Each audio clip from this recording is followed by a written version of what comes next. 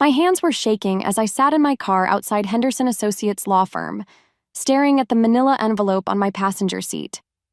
Inside were divorce papers that would end my 3-year marriage to Carlos, and a USB drive that contained enough evidence to destroy his entire real estate empire. 3 days ago, I thought I was living a fairy tale. Now I knew it was all a nightmare. It started with a simple mistake, a voice note that was never meant for me. I was in my home office Tuesday morning, working on designs for the Grandview Hotel project, the biggest contract of my career. My phone buzzed with a WhatsApp message from Carlos. I smiled, thinking he was sending me one of his sweet good morning messages like he always did.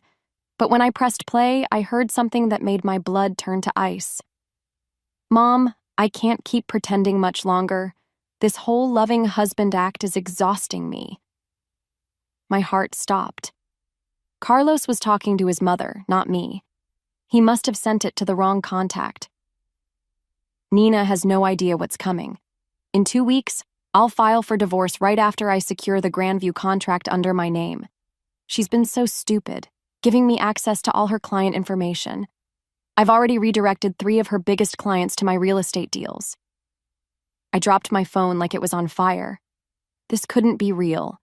Carlos loved me. We were planning to buy our dream house next month. We talked about having babies. This had to be some kind of joke. But his voice continued, cold and calculating in a way I'd never heard before. "Isabella is getting impatient too. She wants me to leave Nina now, but I told her to wait. Once I steal this hotel project and claim it as my own work, I'll have enough money and reputation to start fresh. Nina will be left with nothing, just like she deserves for trapping me into this marriage." Isabella. Who was Isabella? My mind raced through all the women Carlos worked with, all the clients he'd introduced me to. Then it hit me. Isabella Martinez, the wealthy investor who'd been funding several of Carlos's recent projects. The same woman who always seemed too friendly when she visited our house for business meetings. The voice note wasn't finished. "You were right, Mom. I should have never married beneath my status. Nina's just a small-town girl with big dreams. She actually thinks her little design business matters. It's pathetic how grateful she gets when I pretend to support her work. She has no idea I've been copying her designs and selling them to competitors." My chest felt tight. I couldn't breathe. 3 years of marriage, 3 years of believing I was loved, cherished, supported. All of it was fake. The best part is, she trusts me completely. She gave me access to all her business accounts, her client database, everything. She even put my name on the Grandview contract as a partner. When I divorce her, I'll claim she was just my assistant. Who's going to believe a nobody like her over someone from the Torres family? I heard his mother's laughter in the background, that same cold laugh I'd heard at family dinners when she thought I couldn't hear her cruel comments about my background, my clothes, my family. "Don't worry, Carlos. Once you're free from that girl, you can marry Isabella properly, someone who actually deserves our family name. And with the money from Nina's stolen work, we can finally save my business from bankruptcy." The voice note ended with Carlos promising to call his mother later to discuss more details. I sat there in my office chair, staring at my computer screen where the Grandview hotel designs were displayed. Months of work.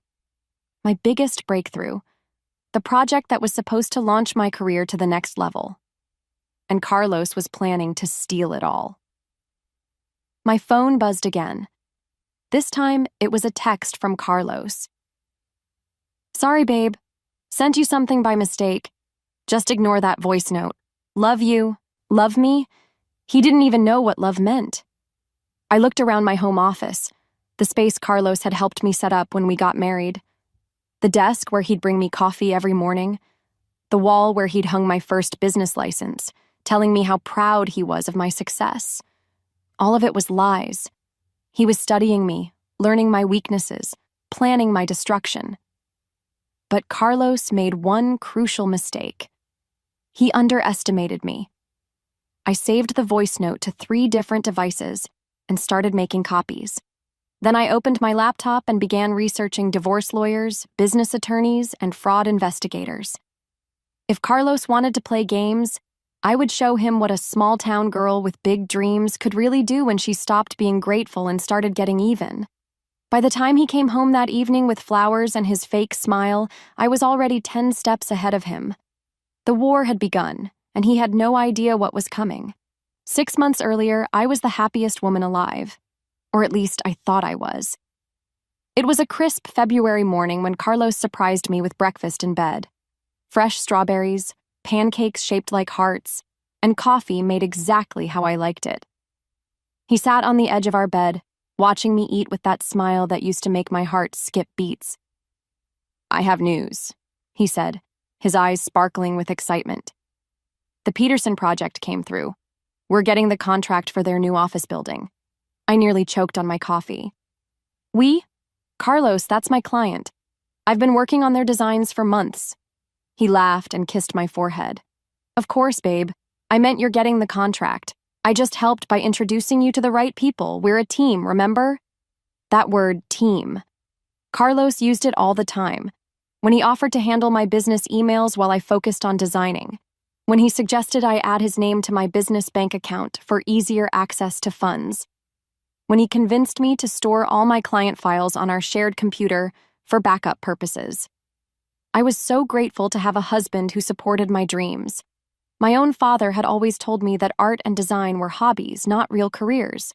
But Carlos encouraged me to chase my biggest projects, to dream bigger than I ever thought possible. Speaking of teams, Carlos continued, pulling out his phone. "My mom wants to have dinner with us tonight. She has some ideas about the new house we're planning." My stomach dropped slightly. Maria Torres had never liked me, and she made no effort to hide it. During our wedding planning, she'd suggested Carlos reconsider marrying someone more suitable for the family business. At family gatherings, she'd introduce me as Carlos's little wife who plays with computers. But Carlos always defended me, at least I thought he did. "Don't worry about Mom," he said, noticing my expression. "She's just protective. Once she sees how successful your business is becoming, she'll come around." That evening, we sat in the Torres family dining room, a massive space with crystal chandeliers and oil paintings of Carlos's ancestors. Maria served her famous paella while discussing our house plans. "Carlos, darling, are you sure you want to buy in that neighborhood?" she asked, not even looking at me. "It's so middle class. What will people think?" "Mom, Nina loves that area. It's close to her office space, and the schools are great for when we have kids." Maria's fork clinked against her plate. "Kids? Carlos, you're barely established in your career, and Nina's little hobby business is hardly stable enough to support a family." "It's not a hobby, Mrs. Torres," I said quietly. "I have 12 regular clients now, and I just landed the Peterson contract." She waved her hand dismissively. "Contracts can disappear overnight, dear. Real estate is different. It's solid, generational wealth, like what Carlos is building." I noticed Carlos didn't correct her about my business being a hobby. He just squeezed my hand under the table and changed the subject. After dinner, I excused myself to use the bathroom and overheard Carlos and his mother talking in the kitchen. "She's sweet, Carlos, but is she really what you want long-term?" Maria's voice was gentle, almost caring. "You could have anyone. Isabella Martinez has been asking about you again." "Mom, I'm married. I love Nina." "Love fades, mijo, but family legacy lasts forever. Just think about it." When I returned, they were both smiling like nothing had happened. The drive home was quiet. Carlos seemed lost in thought, and I wondered if his mother's words had affected him more than he let on. "Your mom really doesn't like me," I said finally. Carlos reached over and took my hand. "She just needs time. You know how traditional families can be, but I chose you, Nina. That's all that matters." I believed him. I wanted to believe him so badly. Over the next few months, Carlos became even more involved in my business. He started attending client meetings with me, saying his real estate experience could help with commercial projects. He offered to handle my contracts and invoicing, claiming it would free up more time for my creative work. "You're the artist," he'd say. "Let me handle the business side." I was so touched by his support. My friends were jealous of how involved Carlos was in my career. "You're so lucky," my best friend Anna would say. "Most husbands barely remember what their wives do for work." Carlos remembered everything. Every client name, every project deadline, every password to every account. He was so helpful, so interested, so supportive. I never questioned why he needed access to everything. I never wondered why he insisted on being present for every important business call. I never noticed how he'd steer conversations with my clients toward his real estate services. I was blind to it all because I thought we were building something beautiful together. I thought his success was my success, and my success was his. I had no idea he was systematically learning everything about my business so he could destroy it. The day after I heard that voice note, I couldn't stop thinking about Maria's role in all of this. So I did something I'd never done before. I went through Carlos's phone while he was in the shower. What I found made me sick to my stomach. There were hundreds of text messages between Carlos and his mother going back almost 2 years. Messages that painted a picture of a conspiracy I never saw coming. The earliest message I found was from March of last year. "Maria, Carlos, I'm worried about you. Nina is holding you back from your potential. You could be running the family business by now. Carlos, Mom, she's my wife. I can't just abandon her.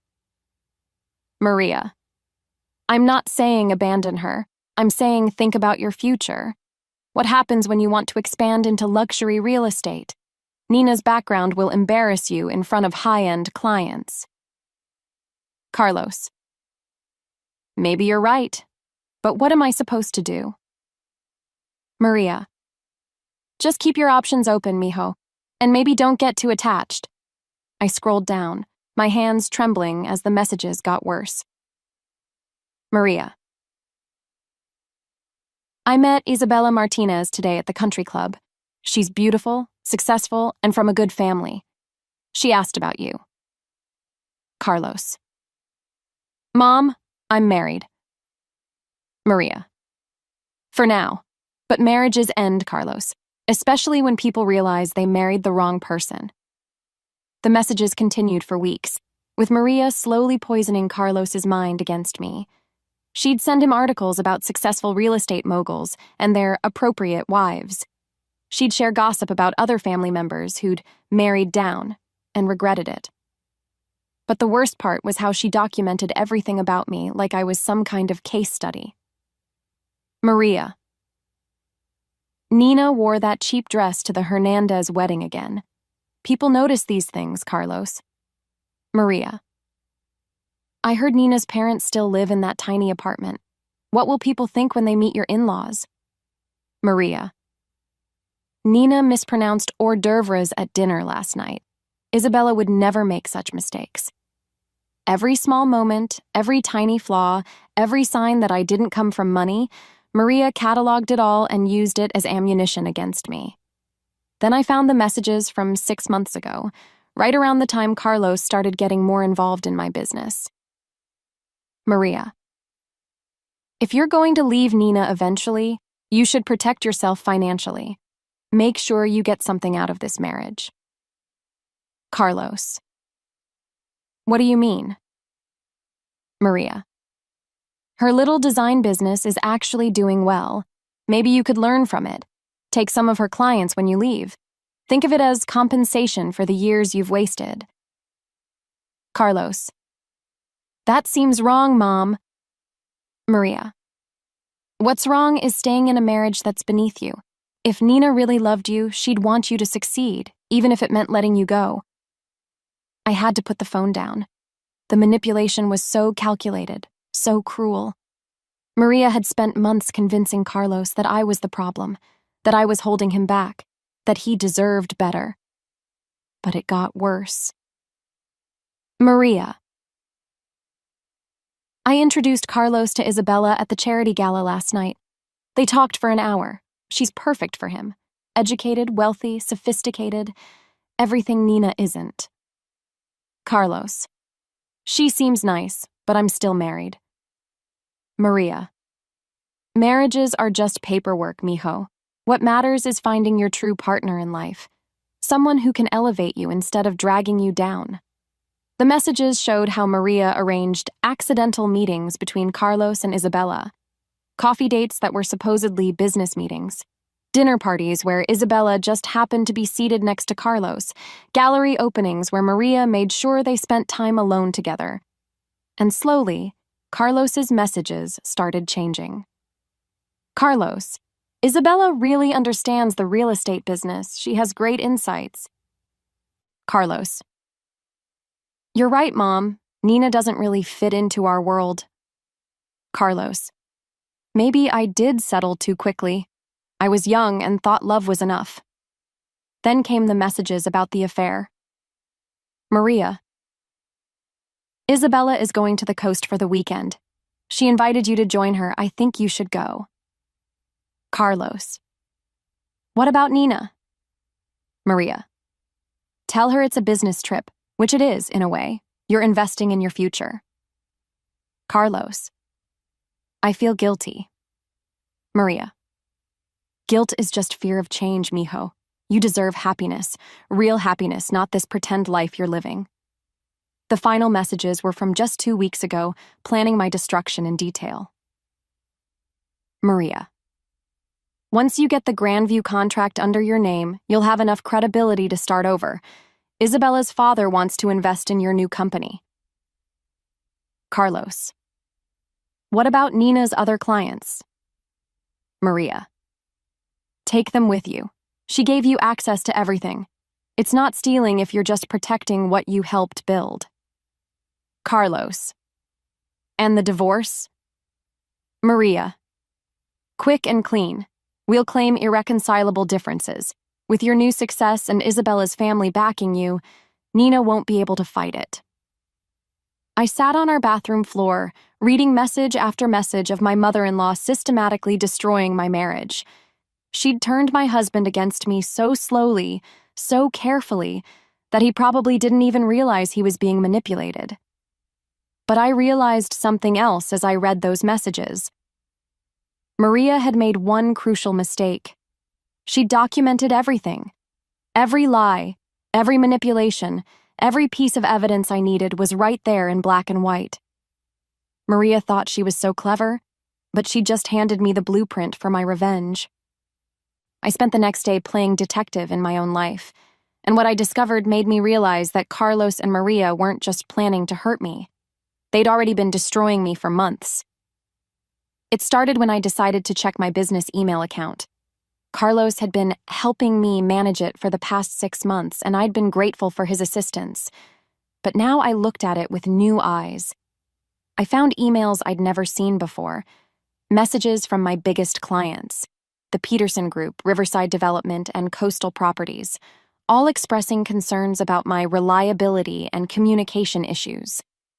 According to these emails, I'd apparently missed several important meetings and deadlines. But I knew I'd never missed any meetings. I kept detailed calendars and always confirmed appointments twice. Then I found the replies. Emails sent from my account, but not by me.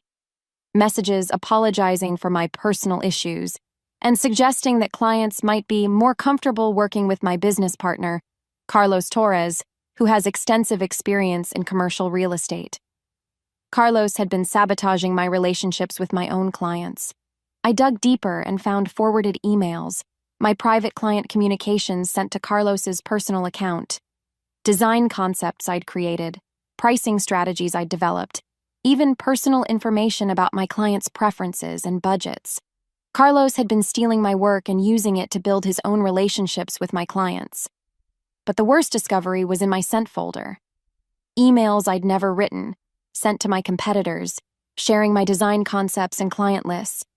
Carlos had been selling my work to other companies while simultaneously stealing my clients for himself. My hands were shaking as I called the Peterson Group directly. Hi, this is Nina Torres from Torres Design Studio. I wanted to follow up on our project timeline. There was an awkward pause.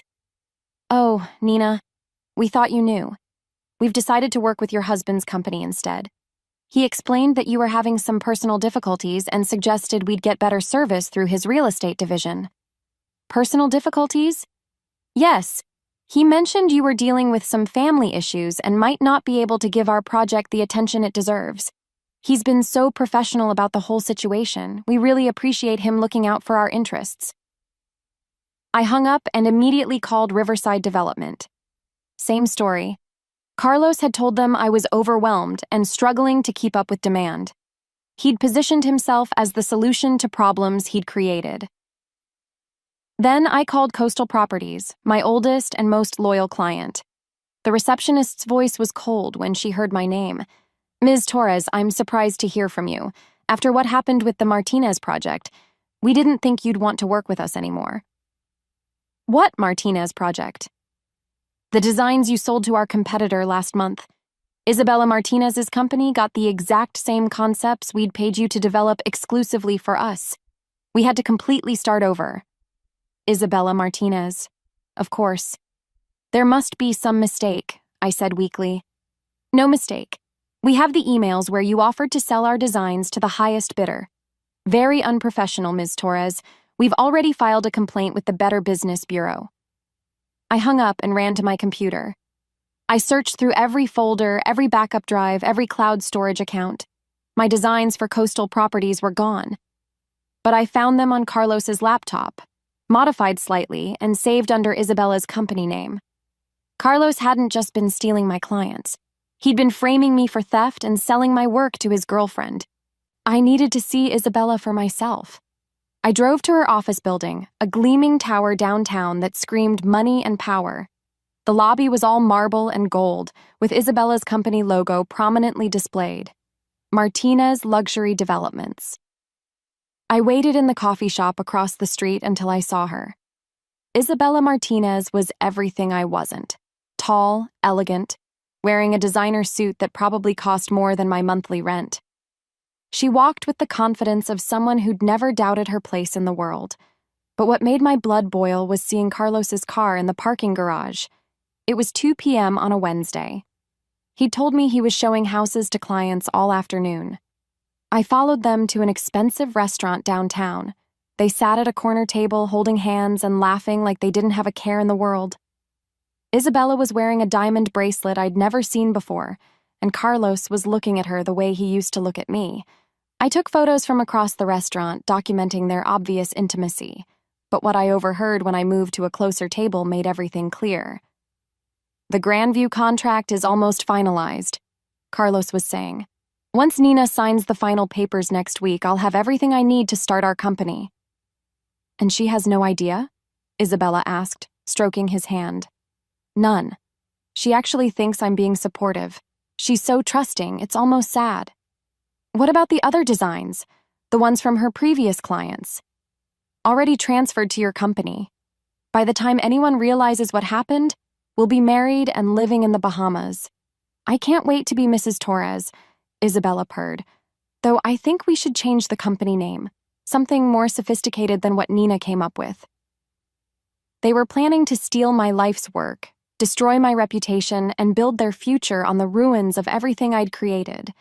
But as I sat there listening to them plan my destruction, I realized something important. They were so confident, so careless, that they'd never considered the possibility that I might fight back. That was going to be their biggest mistake. That night, I sat in my home office staring at everything Carlos and I had built together, knowing it was all built on lies. But instead of crying or confronting him, I did something that surprised even me. I started planning. I opened my laptop and created a new folder labeled Project Freedom. Inside, I began documenting every piece of evidence I'd gathered. Screenshots of the text messages between Carlos and Maria, photos of him with Isabella, copies of the emails he'd sent from my account, bank records showing suspicious transfers. But I needed help, and there was only one person I could trust completely. Antonio Rivera had been my business partner for 2 years, though Carlos never knew the full extent of our partnership. When I'd started my design business, Antonio had provided the initial funding in exchange for a 30% stake. He was a successful contractor who specialized in luxury renovations, and he'd always believed in my talent. More importantly, Antonio had never liked Carlos. There's something fake about him, Antonio had told me once. He smiles too much and asks too many questions about your business. I'd defended Carlos back then, but now I realized Antonio had seen what I'd been blind to. I called Antonio at 11 p.m., knowing he'd still be awake. He was a night owl who often worked on project plans until dawn. Nina? What's wrong? You sound upset. Antonio, I need to see you. Tonight. It's about the business. I'll be right over. 20 minutes later, Antonio sat in my kitchen while I played Carlos's voice note. I watched his face change from confusion to anger to something that looked like murder. That bastard, he whispered. Nina, I'm so sorry. I should have pushed harder when I had concerns. You tried to warn me. I just wasn't ready to listen. Antonio leaned forward, his dark eyes intense. What do you want to do? Because if you want to destroy him, I'm in. Completely. For the next 3 hours, we planned my escape and Carlos's downfall with military precision. First, we needed to secure my business assets. Antonio revealed something I didn't know. He'd been quietly protecting my interests for months. Every major design I'd created was automatically backed up to his secure servers. Every client contract had a clause that protected my intellectual property, even if someone else tried to claim credit. I've been worried about Carlos's involvement in your business, Antonio admitted. So I've been creating safeguards without telling you. I have copies of everything, your original designs, client communications, financial records, everything. Why didn't you tell me? Because you loved him, and I... Antonio paused, looking uncomfortable. I didn't want you to think I was jealous. Were you? Jealous? Antonio met my eyes. Yes. I've been in love with you since the day we met. But you were married and happy, so I kept my distance. I just wanted to protect you, even if you never knew it. My heart did something complicated, but I pushed those feelings aside. There would be time to process Antonio's confession later. Right now, I needed to focus on survival. We worked until dawn, creating a comprehensive plan. Step 1. Secure my business. Antonio would help me transfer all my legitimate assets to a new company we'd create together. Since he was already my business partner, this was completely legal. Step 2. Document everything. We'd gather more evidence of Carlos's fraud, his affair, and his plans to steal my work. Step 3. Protect my clients. We'd quietly reach out to my remaining loyal clients and explain the situation, offering them protection from Carlos's schemes. Step 4. Legal preparation. Antonio knew an excellent lawyer who specialized in business fraud and intellectual property theft. Step 5. The nuclear option. We'd expose everything at once, to Carlos's real estate board, to Isabella's husband, to the media if necessary. There's something else, Antonio said as the sun started rising. Isabella's husband, Roberto Martinez, is one of my biggest clients. He hired me to renovate their beach house last year. He has no idea about the affair. What's he like? Powerful, wealthy, and absolutely devoted to Isabella. He thinks she's perfect. This will destroy him, but he deserves to know the truth. And he's Carlos's biggest investor? Exactly. Roberto has funded at least 6 of Carlos's recent projects. If he pulls out, Carlos's entire real estate operation will collapse. As Antonio left that morning, he squeezed my hand. Nina, I want you to know, whatever happens between us personally, I'm going to help you through this. You don't deserve what they've done to you. After he left, I showered and got dressed for another day of pretending everything was normal. Carlos came downstairs whistling, kissed my cheek, and asked about my day like he always did. Just working on the Grandview project, I said sweetly. I should have the final designs ready for you to review next week. Perfect, he said, not noticing the emphasis I'd put on for you to review. As Carlos left for his client meetings, probably another date with Isabella, I opened my laptop and began phase 1 of Project Freedom. By the time Carlos came home that evening, I'd already transferred half my business assets to the new company Antonio and I had created. I'd also scheduled meetings with 3 different lawyers for the following week. Carlos had spent 3 years planning my destruction. I was going to destroy his entire world in 3 weeks. 2 weeks later, everything was in place. Carlos had no idea that while he was planning to steal my life's work, I was systematically dismantling his entire world. It started on a Monday morning. Carlos left for work early, telling me he had important meetings all day. I knew he was actually spending the day with Isabella, finalizing their plans to take over my Grandview Hotel contract. What Carlos didn't know was that I'd already met with the Grandview executives 3 days earlier. "Mrs. Torres," the hotel manager had said, "we're confused about some communications we've received from your husband's company. He's claiming to be the lead designer on our project?" I'd shown them the original contracts, my design sketches with timestamps, and the evidence of Carlos's fraud. Their lawyers were very interested in the documentation Antonio and I had prepared. "We'll be terminating any agreements with Mr. Torres immediately," they assured me, "and we'll be recommending criminal charges for attempted fraud." While Carlos was with Isabella that Monday, I was at the State Real Estate Board, filing a formal complaint with a thick folder of evidence. The investigator's eyes widened as I showed him the emails Carlos had sent from my account, the stolen client lists, and the forged documents. "This is serious fraud, Mrs. Torres. We'll be opening an immediate investigation and suspending his license pending review." Tuesday was Roberto Martinez's turn. Antonio had arranged a meeting under the pretense of discussing a new renovation project. Roberto arrived at Antonio's office expecting to talk about marble countertops. Instead, I was waiting with photos of his wife and my husband together, bank records showing Carlos's fraudulent activities, and copies of the text messages planning their future together. Roberto's face went through several emotions: confusion, disbelief, rage, and finally cold calculation. "How long?" he asked quietly. "At least 8 months that I can prove," I said. "Probably longer." Roberto studied the photos of Carlos and Isabella holding hands, kissing, planning their life together with stolen money. His hands were shaking slightly, but his voice was steady. "What do you need from me?"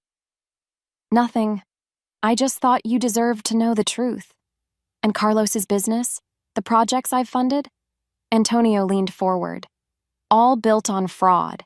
He's been stealing designs, manipulating clients, and using your money to fund his affair with your wife." Roberto stood up slowly. "Thank you for telling me, both of you." He paused at the door. "Carlos Torres will never work in this city again. I'll make sure of that." Wednesday brought the media attention. I'd contacted a local business reporter who specialized in fraud cases. She was very interested in the story of a successful real estate agent who'd systematically stolen his wife's business while planning to abandon her for his investor's wife. "This has everything," she said excitedly. "Fraud, adultery, family drama, stolen intellectual property. When can we publish?" "Friday," I told her. "Give me until Friday." Thursday was Maria's turn. I'd discovered that Carlos had been using money from my business accounts to prop up his mother's failing restaurant. Money that was supposed to be for our house down payment had been secretly transferred to cover Maria's debts. I walked into her restaurant during the lunch rush and handed her a folder. "What's this?" she asked, her usual cold demeanor faltering slightly. "Copies of bank records showing how your son has been stealing from my business to save yours. Also, a lawsuit for conspiracy to commit fraud. You'll be hearing from my lawyers." Maria's face went white as she flipped through the documents. "You can't prove anything." "Actually, I can. Carlos kept very detailed records. And those text messages between you two, they're all evidence now." I left her standing there, knowing that by tomorrow her restaurant would be closed and her assets frozen. Friday morning, Carlos woke up to find his real estate license suspended, his biggest investor pulling all funding, his affair exposed in the local business journal, and divorce papers on the kitchen table. But I wasn't there to see his reaction. I was already at my new office with Antonio, signing contracts with 3 major clients who'd left Carlos's company after learning the truth about his fraudulent practices. My phone buzzed with frantic calls from Carlos, but I didn't answer. The war was almost over, and I'd won every single battle. 6 months later, I stood in the penthouse office of Torres Design Development, the company Antonio and I had built from the ashes of my old life. Through the floor-to-ceiling windows, I could see the Grandview Hotel rising against the skyline, built from my designs and my vision. Carlos had lost everything, just like he'd planned for me. His real estate license was permanently revoked after the state board's investigation revealed years of fraudulent practices. The Business Journal article had been picked up by national media, making him unemployable in real estate anywhere in the country. Roberto Martinez had not only pulled his investments, but had also sued Carlos for fraud, winning a judgment that left him bankrupt. Isabella had divorced Roberto and tried to start fresh with Carlos, but without money or prospects, their relationship crumbled within weeks. Last I heard, she'd moved back in with her parents, and Carlos was working at a car dealership in a town 3 hours away. Maria's restaurant had closed permanently. The lawsuit I'd filed against her for conspiracy had resulted in a settlement that wiped out her savings. She'd moved to a small apartment across town and refused to speak to Carlos, blaming him for destroying the family reputation. But the sweetest revenge was my success. Torres Design Development had become the most sought-after firm in the city. The Grandview Hotel project had won 3 architectural awards and led to contracts with major developers across the state. Antonio and I had hired 12 employees and were planning to expand to other cities. More importantly, I'd found real love. Antonio had been patient, never pushing, always supporting. Our relationship had grown naturally from partnership to friendship to something deeper. He loved my ambition, celebrated my successes, and never once tried to diminish my achievements or steal credit for my work. "Mrs. Torres?" My assistant knocked on my office door. "There's someone here to see you. He says it's personal." I looked up from the contracts I was reviewing to see Carlos standing in my doorway. He looked terrible, thin, unshaven, wearing a cheap suit that didn't fit properly. The confident, charming man I'd married was gone, replaced by someone who looked broken and desperate. "Nina, please. Just 5 minutes." I nodded to my assistant, who reluctantly left us alone. Carlos sat down across from my desk, looking around at the success I'd built without him. "This is incredible. You did all this?" "Antonio and I built this together, with honesty, hard work, and mutual respect. I heard you two got engaged. Congratulations." I touched the simple but elegant ring on my finger. "Thank you." Carlos was quiet for a long moment. "I came to apologize and to ask for your forgiveness." "Apologize for what exactly? The affair? The theft? The 3 years of lies? Or the plan to destroy my life and steal my work?" He flinched. "All of it. I was wrong, Nina. I was stupid and greedy, and I let my mother poison my mind against you. Your mother didn't make you steal from me, Carlos. She didn't make you cheat. She didn't make you plan to leave me with nothing while you built a new life with my work. I know. I take full responsibility. I miss you. I miss us." I leaned back in my chair, studying the man who'd once been my whole world. "There was no us, Carlos. There was me, loving you completely, and you, pretending to love me while planning my destruction. That's not a marriage. That's a con game. I did love you. I still do. No, you don't. You loved what I could give you. My trust, my work, my connections, my money. You never loved me." Carlos's shoulders sagged. "What can I do? How can I make this right?" "You can't. Some things can't be fixed, Carlos. Some betrayals are too deep." He sat there for another minute, looking lost. Finally, he stood up. "I'm glad you're happy. You deserve it." After he left, I sat in my office thinking about the journey that had brought me here. The voice note that shattered my world had actually saved my life. It had shown me who Carlos really was before he could completely destroy me. My phone buzzed with a text from Antonio. "Dinner tonight? I have news about the Miami project." I smiled and typed back, "Can't wait to hear it." I'd learned that real love doesn't steal from you. It builds with you. Real partnership doesn't diminish you. It elevates you both. Carlos had tried to destroy me, but instead he'd set me free to become everything I was meant to be. And that was the best revenge of all.